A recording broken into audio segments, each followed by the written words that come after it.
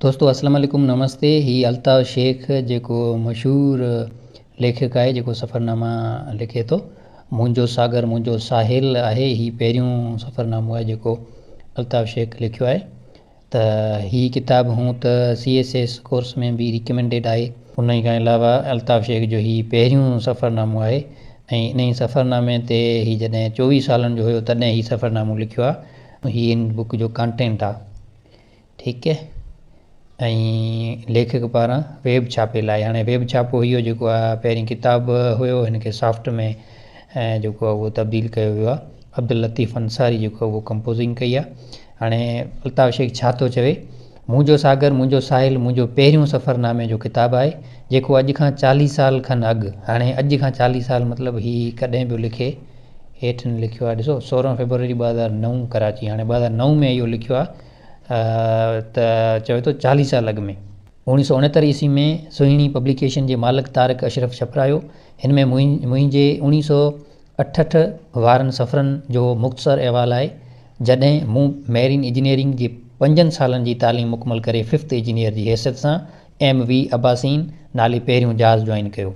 उन बाद हवाई जहाज़ रस्ते योगोस्लाविया पहुची उते असांजे जहाज़रान कंपनी लाइ ठहियल नए जहाज़ MV संदरबन ते चढ़ियसि। हाणे दोस्तो हिन में जेको आहे उहो अल्फाज़ उचार जेको आहे उहो सिंधी में मे बी किथे थोरो हेॾे होॾे थिए, कोशिशि कबी त सही पढ़जनि, पर थी सघे थो अगरि जेकॾहिं ग़लती थिए त माफ़ु कजो। हिन सफ़रनामे जा मुख़्तलिफ़ पब्लिशरनि तरफ़ां 3-4 छापा निकिरी चुका आहिनि। हिन ताज़े इलेक्ट्रॉनिक छापे जी कंपोज़िंग ऐं सेटअप सखर जे नौजवान प्रोफेसर ऐं इंटरनेट ऐं वेब जे ॼाणू अब्दुल लतीफ़ अंसारी साहिब कई आहे, जंहिंजी प्रूफ रीडिंग कंदे हिन वक़्तु पंहिंजूं लिखियल अधु सदी खनि अॻु जूं ॻाल्हियूं दिलचस्प ऐं अजीब लॻनि पियूं। हाणे इहो अल्ताफ़ शेख पाण पियो ॿुधाए, जॾहिं आउं 65 सालनि जो पोड़ो न पर 24 सालनि जो नौजवान मैरीन इंजीनियर हुअसि। 24 सालनि जो हो तॾहिं हिन लिखियो हुयो। हाणे 65 सालनि जो पोड़ो जेको माना ईअं सम्झो त 10-12-13 साल अॻु में इहो लिखियो आहे। दुनिया अञा एॾी तरक़ी न कई हुई पर तॾहिं बि असांजो मुल्क पाकिस्तान घणनि मुल्कनि खां बहितर तालीम याफ़्ता सुधरियल ऐं मॉडर्न हो। अॼु त वधीक तबाही आहे ऐं 1968-69 वारे दौर में चवे थो त उहो बहितरीनु हुयो। असांजे मुल्क खे न फ़क़्तु जहाज़रान कंपनी, हवाई कंपनी ऐं मशहूरु तालीमी इदारा हुआ पर उन्हनि जी कारकर्दगी बि बहितर हुई। केतिरनि सालनि बाद श्रीलंका, मलाइशिया ऐं सिंगापुर जहिड़नि मुल्कनि में उहे शुरू थिया जिन खे असांजे पाकिस्तानियुनि शुरू करायो। अमरीकी डॉलर सरकारी तोड़े गैर सरकारी तौरु असांजे 4 रुपयनि बराबरि हो। हाणे हींअर तव्हां ॾिसो तक़रीबन 300 ते पहुतो आहे, उन वक़्तु जेको आहे उहो 4 रुपयनि जो हुयो। हिते उहो बि लिखंदो हलां त उन्हनि ॾींहंनि में असांजे मुल्क जे केतिरनि ई शयुनि जो दुनिया में मथां मान हो। अॼु जे पढ़ंदड़ खे शायदि हैरत लॻे, पाण खे हैरत लॻंदी हूंदी, छो त उन दौर में जेके तक़रीबन 30 इयर्स ताईं या उनखां जेके नंढा आहिनि उन्हनि खे हैरत लॻंदी हूंदी त असांजो मुल्क उन दौर में अहिड़ो तरक़ी माना जे राह ते गामज़न हुयो।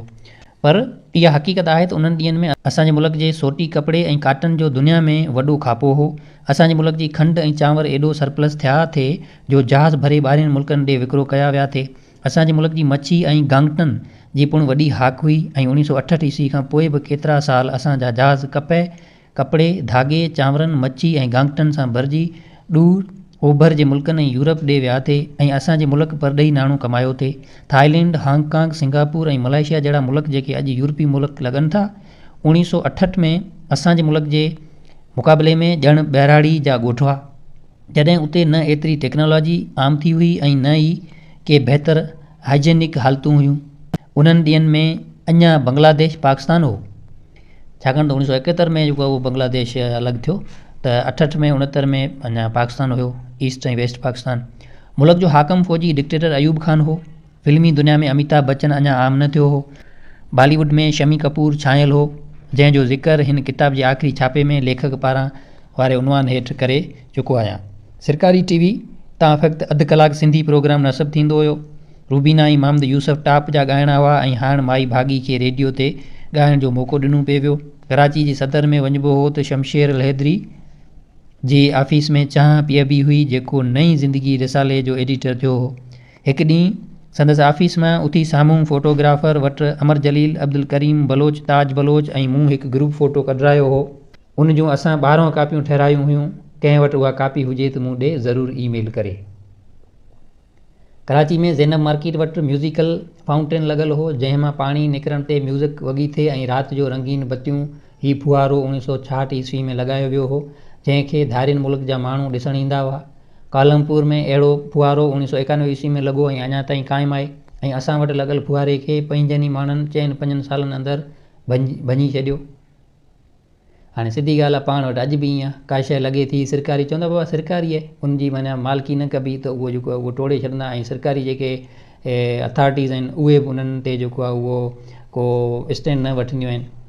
लखें अरबें रुपयनि जी शइ हूंदी आहे, उहो चोरी बि उहे MPA-MNA कराईंदा आहिनि ऐं चवंदा आहिनि त पोइ इहो बाबा चोरी थी वई। हालांकि उन्हनि जा छाता ई चोरी कंदा आहिनि ऐं उन्हनि खे उहो छॾे ॾींदा आहिनि, माल जेको उहो हॿिजी वेंदो आहे। 1968 ईस्वी में जॾहिं मुंहिंजे जहाज़ कराची बंदरगाह पे छॾियो त कराची में हबीब बैंक जहिड़ी 5 माड़ डिघी इमारत हुई। सिंगापुर में 1972 ईस्वी में 2 माड़ इमारत पीपल्स पार्क नाले ठही हुई। कराची जी केतिरनि ई इमारतुनि में लिफ्टूं हूंदियूं हुयूं। स्टेट बैंक जी इमारत में त एस्कालेटर बि हो, जिन शयुनि जो अञा केतिरनि मुल्कनि में तस्वर बि न हो। दुबई हिकु ठारो शाह जहिड़ो ॻोठु हो, जंहिंमें हाणे बिजली आई हुई, न त उनखां अॻु उते रहंदड़ मोरज मंघाणी जहिड़ा वापारी घर जे इस्तेमाल लाइ घासलेटी हलंदड़ रिफ्रिजरेटर अंग्रेज़नि जी कॉलोनी अंधनि मां घुराई इस्तेमालु कंदा हुआ। शायदि ही रिफ्रिजरेटर आहे, आई थिंक सो। अंग्रेज़नि जी कॉलोनी अंधनि मां घुराई इस्तेमालु कंदा हुआ। बहरहाल ही मुंहिंजो सफ़रनामो उन तनाज़र में पढ़ियो वञे ऐं हिकु नौजवान ताज़ो ग्रेजुएट शागिर्द जो ई लिखियलु सम्झियो वञे, जंहिंखे का इल्मु, अदब, सियासत, समाजी तहरीकनि ऐं तारीख़ जी का ख़ासि ॼाण नथी रहे। सो ज़ाहिर आहे तव्हांखे उन अंदरि केतिरियूं उणायूं पुणायूं ॿारहणियूं ॻाल्हियूं ऐं बेवकूफ़ियूं नज़र ईंदियूं। बहरहाल ही किताबु मुंहिंजो सागर मुंहिंजो साहिल मुंहिंजे सफ़रनामनि जी डिघी ॾाकण जो पहिरियों ॾाको आहे। साईं अब्दुल लतीफ़ अंसारी जो थोराइतो आहियां, जंहिं पढ़ंदड़ लाइ मुंहिंजे इन किताब खे इलेक्ट्रॉनिक मीडिया में आंदो आहे। हाणे इहो इलेक्ट्रॉनिक मीडिया में आंदो आहे, जंहिंखे पाण बि एज़ ए इलेक्ट्रॉनिक सॉफ्ट में पढ़ूं पिया। सो इहो लेखक पारां अल्ताफ़ शेख 2009 में लिखियो आहे त 24 सालनि जो ही हुयो तॾहिं जेको आहे उहो ही लिखियो हो। वरी बि लेखक पारां आहे। इहो कॾहिं लिखियो अल्ताफ़ शेख, हाणे इनखे ॾिसूं था। इहो लिखियो आहे, अचूं था हेठि लास्ट में हूंदो त कहिड़ी साल में लिखियो आहे। इहो 1997 11 सेप्टेम्बर 1997 में ही लेखक पारां लिखियो आहे। इनखे पढ़ूं था त इन में छा लिखियो आहे। हिन किताबु मुंहिंजो सागर मुंहिंजो साहिल में मुंहिंजा सभ खां पहिरियां सफ़र आहिनि, जेके 1968 ईस्वी ताईं थियल आहिनि, या वधि में वधि 1969 ईस्वी जी शुरूआती महीननि ताईं, यानी अॼु खां उनखे 13 साल अची थिया आहिनि। उन्हनि 30 सालनि में दुनिया जे ॻोल्हे ते न फ़क़्ति सियासी ऐं मुआशी तब्दीलियूं आयूं आहिनि, पर साइंस जी तरक़ी ऐं मुख़्तलिफ़ इजादूं करे दुनिया जो नक्शो ई ॿियो थी वियो आहे। 1968 ईस्वी ताईं TV, VCR, सैटेलाइट चैनल त अञा आम न थिया हुआ, पर ट्रांजिस्टराइज़ केस रिकॉर्डर बि किथे किथे नज़र आयो थे। दोस्तो, ही उन दौर जो जेको आहे उहो सफ़रनामो लिखियलु आहे। रेडियो ऐं ग्रामोफोन आम हो। हवाई जहाज़नि जे लहण चढ़ण या पाणी जे जहाज़नि ते विच समुंड में रस्तो ॻोल्हण या दुनिया जे ॻोल्हे ते पंहिंजी पोज़ीशन मालूम करण लाइ पुराणा तरीक़ा हुआ, यानी सेक्सटेंट जहिड़ा औज़ार खणी ॾींहं में 3-4 दफ़ा सिज, चंड ऐं तारनि जी चुरपुर जो हिसाबु करे ट्रिग्नोमेट्री जे आधार ते लॉग बुक ज़रिए वॾियूं वॾियूं ज़रबूं ऐं वंडूं वेही कबियूं हुयूं। पोइ 10-15 मील हेॾां या होॾां त ॼण ख़ैर जहिड़ी ॻाल्हि हूंदी हुई। अॼु त फ़क़्ति नेविगेशनल कैलकुलेटर ऐं लोडिंग कंप्यूटर आहिनि, पर सैटेलाइट नेविगेटर जहिड़नि शयुनि पायलट ऐं नेविगेटर जी ज़िंदगी आसान करे छॾी आहे। अॻु में 20-25 हज़ार टन जहाज़ बि वॾी ॻाल्हि सम्झियो वेंदो हो, जंहिंखे जेटी धिके सां लॻी बीहण लाइ जंदी, दुहा, दुबई जहिड़नि अनेक बंदरगाहनि में सुठो बंदोबस्तु न हो। अॼु न फ़क़्ति 2-3 लख टन जा टैंकर, सुपर टैंकर, ULCC ऐं VLCC जहाज़ आम थी विया आहिनि, पर उन सां गॾु बंदरगाह पिणु ओतिरा ई मॉडर्न थी विया आहिनि, जिते उहे जहाज़ आराम सां बीह सघनि था ऐं खेनि हर सहूलियत मुहैया थी मिले। बहरहाल ही सभु कुझु बार उन करे लिखी रहियो आहियां त हिननि सफ़रनामनि खे अॼु जे तनाज़र में पढ़णु न खपे, पर हर वक़्तु उहो ध्यान में रखी पढ़िजे त ही सफ़र 30 साल खनि अॻु जा आहिनि। मुंहिंजी उमिरि पिणु उन वक़्तु 23-24 साल खनि हुई। अल्ताफ़ शेख लिखे पियो उन वक़्तु 24 सालनि जी हुई। अञा ताज़ो हिन इंजीनियरिंग जेको उहो कंप्लीट कई हुई। ऐं केतिरियूं ई ॻाल्हियूं जेके उन वक़्तु लिखियूं अथमि, अॼु उन्हनि मां के बेवकूफ़ी जूं न खणी त अजीब ज़रूरु लॻी रहियूं आहिनि। ॿियो त ठहियो अॼु TV ते फिल्म जानवर जो रफ़ी जो ॻायल ऐं शमी कपूर ते फिल्मायल गानू तुमसे अच्छा कौन है, दिल वो जिगर लो जान लो, ॾिसी ताजब थो लॻे त मंजस त को अफ़ाल ई न हो। न एक्टिंग जो, न शिकल तशबी जो, पर 3 ॾींहंनि में अञा राजेश खन्ना न आयो हो। जेको पोइ इंडो पाक जे नौजवाननि जो हीरो थियो ऐं न अमिताभ बच्चन ऐं ॿिया हुआ। उन दौर में असां बि उन चेरे शमी कपूर वांगुरु सीनूं खोले वात चिॿो करे कंध खे झटको ॾेई त्राबल्स, मंबासा, डकार, लास पामास जहिड़नि बंदरगाहनि ते राति जो देरि सां मोटण महिल ज़ोर ज़ोर सां ॻाईंदा हुआसीं, हो तुमसे अच्छा कौन है। सो ॻाइण महिल पाण खे शमी कपूर तसर कंदा हुआसीं ऐं दुनिया जी हर छोकिरी खे वहीदा रहमान, शर्मिला टैगोर ऐं विजंती माला सम्झंदा हुआसीं, जेके हाणे असां वांगुरु नानियूं ॾाॾियूं थी वियूं आहिनि, के त मरी खपी बि वियूं। बहरहाल मुंहिंजे हिन पुराणे सफ़रनामे में के ॻाल्हियूं त भलियूं बि लॻी रहियूं आहिनि ऐं पढ़ण सां उहो मज़ो अचे थो जेको सालनि बाद पंहिंजी डायरी पढ़ण सां तंहिं वक़्त जे दोस्तनि में ॾुखियनि सुखियनि ॾींहंनि जूं ॻाल्हियूं वीचारी अजीब ख़ुशी महसूसु थिए थी। किथे किथे ॻाल्हि खे अदबी सहाफ़ती ऐं अफ़सानवी रंग ॾियण लाइ जेका उन वक़्तु महिनत कई अथमि उन लाइ पंहिंजो पाण खे दाद ॾियां थो। बहरहाल हिन सफ़रनामे खे पढ़ण महिल अॼु खां 63 साल अॻु जी दुनिया ऐं लेखक जी सोच, रस्म रवाज ऐं वैल्यूज़ जो ध्यान में रखणु ज़रूरी आहे। त दोस्तो इहो ॾिसजो तव्हां माना 40-50 साल अॻु जो लिखियलु आहे, माना 1968 69 70 वारे दौर जो इहो लिखियलु आहे। त हिन खे सम्झो त उन दौर जो करे ई पढ़िजो तव्हां हिन सफ़रनामे खे। हर ॻाइणी आर्टिस्ट ऐं कलाकार वांगुरु लेखक जी पीरी पिणु अचे थी ऐं संदसि कला जो ज़वाल पिणु मूंखे लॻातार लिखंदे 35 साल खनि अची थिया आहिनि ऐं हाणे हर वक़्तु पंहिंजो लेखक कालम अख़बार में ॾींदे पब्लिशर खां वराए पुछंदो आहियां त दोस्ती यारी खे पासे ते रखी रुॻो उन ख़्याल खां छापिजो त को पढ़णु चाहे थो या न, जेकॾहिं न त पोइ को ज़रूरी न आहे त मुंहिंजो को लेख या किताबु छपियो। साॻियो सवाल कुझु महीना अॻु मुंहिंजो नओं किताबु ए रोड टू मदीना सऊदी अरब जो सफ़रनामो छपजण ते मूं फ़िरोज़ मेमण पब्लिशर खां कयो। माण्हू अञा शौक़ सां तुंहिंजा सफ़रनामा पढ़नि पिया, हिन वराणियो। ऐं न फ़क़्तु हीउ नओं सफ़रनामो पर कुझु पुराणे सफ़रनामनि जी हिकु अदद वधीक एडिशन कढणु चाहियां थो। बहरहाल तुंहिंजी मर्ज़ी, नफ़े नुक़सान जो तूं ई मालिक ऐं मूं वराणियो।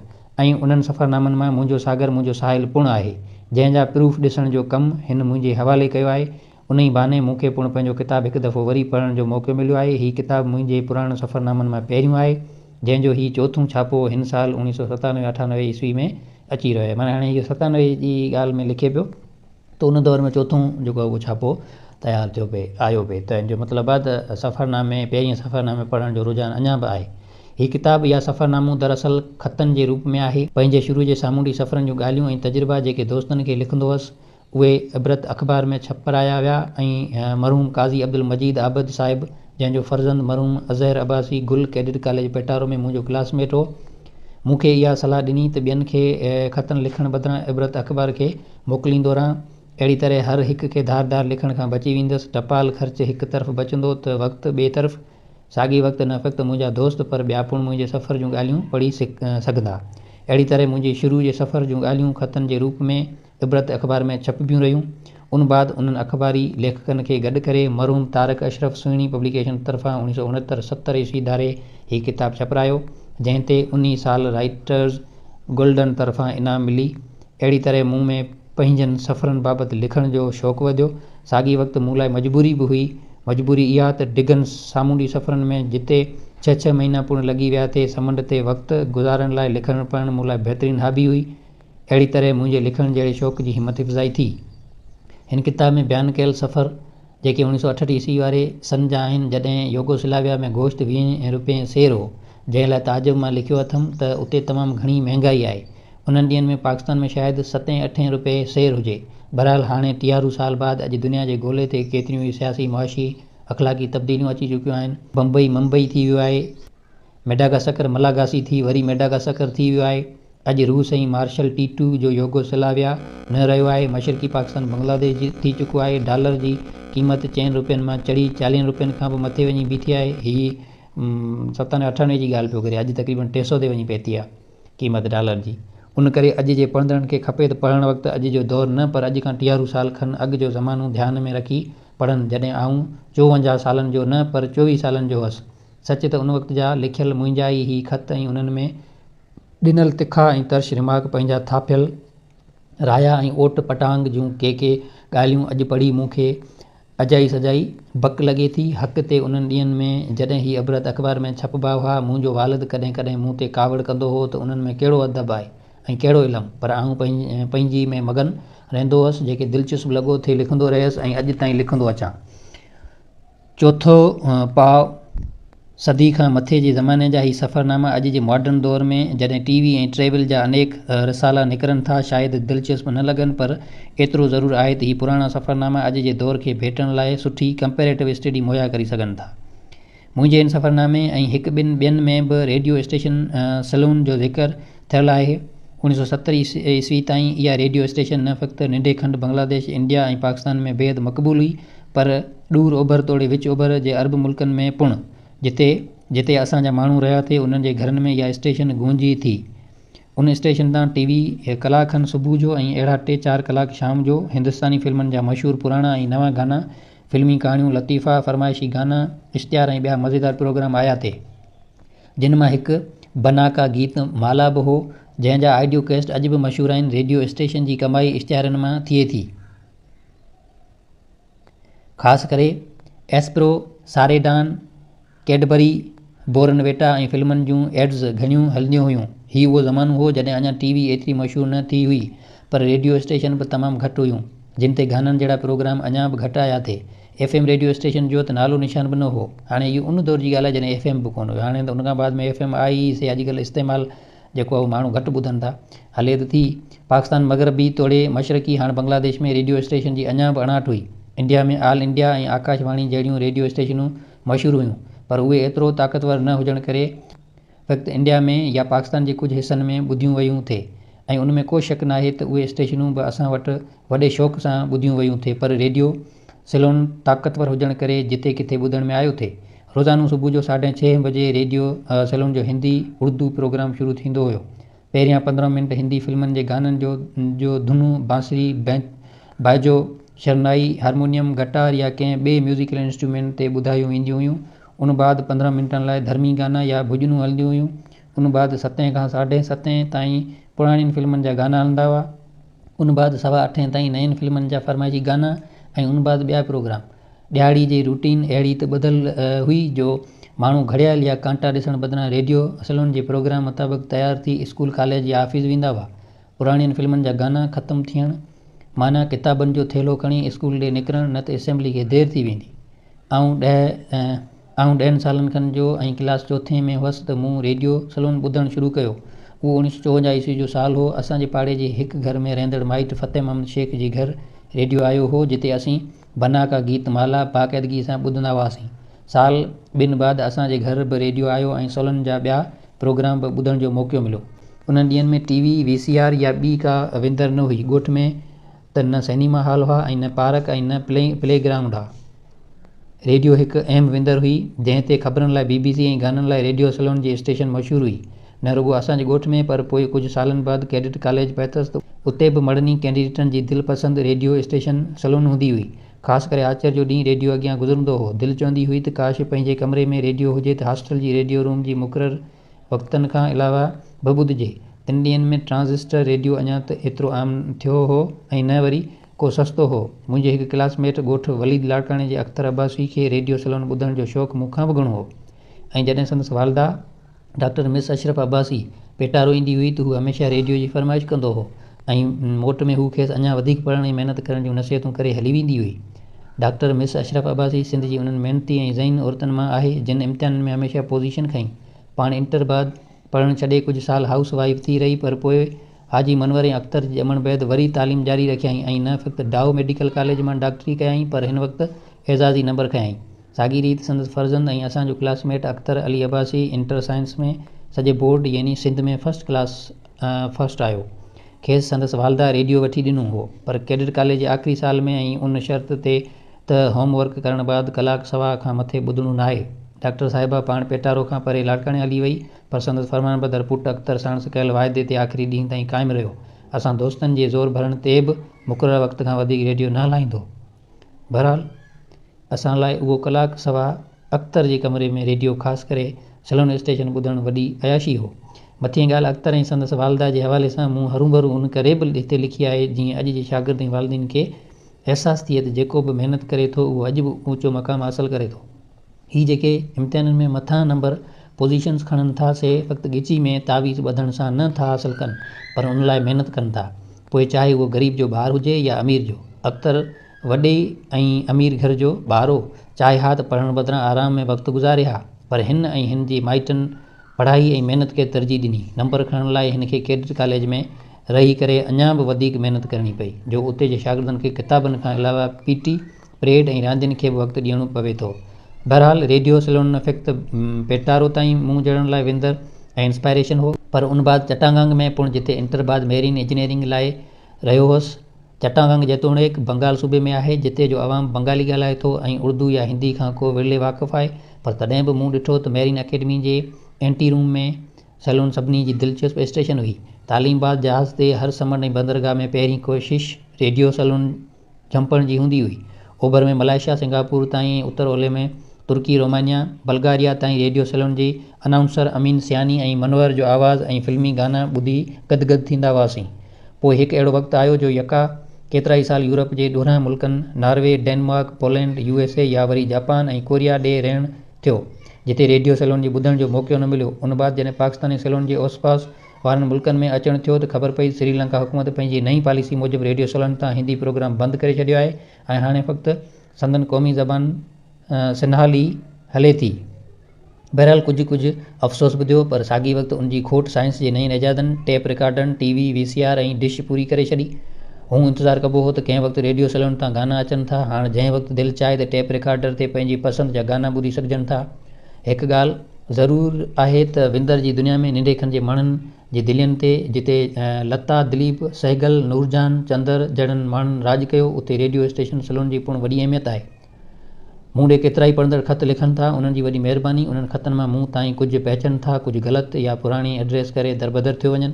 ईंदड़ ख़तनि जी मोट में कोशिशि करे हिकु दफ़ो ज़रूरु जवाबु ॾियां थो, पोइ 2 सिटूं ई सही। उन्हनि ख़तनि में किन सवालनि जा जवाब, सरबस्ता जवाब लिखणु मूं लाइ तोड़े ॿी कंहिं लाइ नामुमकिन ॻाल्हि आहे। उन्हनि मां हिकु त उहो आम पुछियो वञे थो त नेवी या मर्चेंट नेवी जी चूंड किथे ऐं कॾहिं थिए थी, ऐं ॿियो मुंहिंजी किताबनि बाबति। अॼु खां 35 साल अॻु 1962 ईस्वी में जॾहिं आउं इंटर साइंस मैथ्स जो शागिर्दु हुअसि त दस्तूर मूजिबि रोज़ जी अख़बार पढ़ंदे मेरीन अकेडमी ऐं नेवल अकेडमी जी चूंड जो इश्तिहार पढ़ी अप्लाई कयो हुअमि। अॼु बि उहे नेवी जी चूंड जा इश्तिहार तोड़े आर्मी, एयरफोर्स ऐं ॿियनि हंधनि जी चूंड जा ऐलान हर साल बाक़ाइदगी सां मुल्क जे अख़बारनि में ईंदा रहनि था ऐं गिलगित सिबी खां टंडो केसर ऐं खैरपुर नाथन शाह जा शागिर्द अप्लाई कंदा रहनि था। पर मथियूं सवाल पुछंदड़ लॻे थो त अख़बार बि नथा पढ़नि, ऐं जेको शागिर्द अख़बार नथो पढ़े उनजी आम मालूमात छा हूंदी जो अहिड़नि मुक़ाबलनि जे इम्तिहान में हिसो वठी सघनि। उन करे मुंहिंजी शागिर्दनि तोड़े वालिदीन खे गुज़ारिश आहे त हू अख़बार पढ़नि ऐं जे 8 खां वठी न त मैट्रिक करण बाद औलाद जे अॻिते जो सोचणु घुरिजे त हिननि खे इंटर में पहुची कहिड़नि हंधनि लाइ अप्लाई करणु खपे। केतिरा शागिर्द अहिड़ा बि आहिनि जे इंटर करण बाद साल 2 रखी पोइ नेवी, आर्मी ऐं एयरफोर्स जहिड़नि कैरियर्स जो सोचींदा आहिनि, ऐं पोइ खेनि ॼाण पवंदी आहे त इंटर बाद वधि में वधि 1 साल ताईं हिननि खे चांस हुई जेका हू विञाई वेठा, हाणे ओवर एज थी चुका आहिनि। कुझु ख़तनि में मूंखां मुंहिंजे किताबनि बाबति पुछियो वञे थो त फलाणो या फलाणो किताबु किथां मिली सघंदो। ऐं जेके लिखां थो उहो अख़बारनि में ॾियां थो, जीअं घणे खां घणा माण्हू पढ़ी सघनि, जेका हर लेखक जी ख़्वाहिश थिए थी। उन ई अख़बारनि, मज़मूननि, कालमनि जो मजमूओ पोइ किताब जा पब्लिशर छपीनि था, सो मुंहिंजे किताबनि बाबति उन्हनि खे ई ॼाणी रहे थी। इहो अल्ताफ़ शेख 11 सेप्टेम्बर 1997 ईस्वी में लिखियो। दोस्तो, तक़रीबन जेके बि अल्ताफ़ शेख ख़त लिखंदो उहो कावश संडे मैगज़ीन में तक़रीबन हूंदा आहिनि, ऐं उन्हनि खे जेको आहे सेड़े किताब जी सूरत में आंदा वेंदा आहिनि। ऐं हाणे अल्ताफ़ शेख जेको आहे उहो ख़ुदि किताब लिखे थो ऐं उन्हनि खे जेको आहे उहो मुख़्तलिफ़ पब्लिशर जेके आहिनि उहे छापीनि था। सो इहो मुंहिंजो सागर मुंहिंजो साहिल पहिरियों सफ़रनामो आहे। उन ई सफ़रनामे बाबति अल्ताफ़ शेख जा इहे पंहिंजा राया हुआ, जेको हिकिड़ो त लिखियो आहे 1997-98 में लेखक पारां, मतिलबु इहो तॾहिं लिखियो आहे, ऐं ॿियो इहो इलेक्ट्रॉनिक छापो जेको आहे इन जे लाइ लिखियो आहे 2009 में, जेको पाण पढ़ियोसीं। हाणे ईंदड़ जेको आहे उहो पाण अॻिते जो पहिरियों जेको फ़हरिस्त जो पहिरियों कंटेंट, पहिरियों जेको टाइटल आहे त उहो पढ़ंदासीं, जहाज़ बाबति कुझु ॼाण।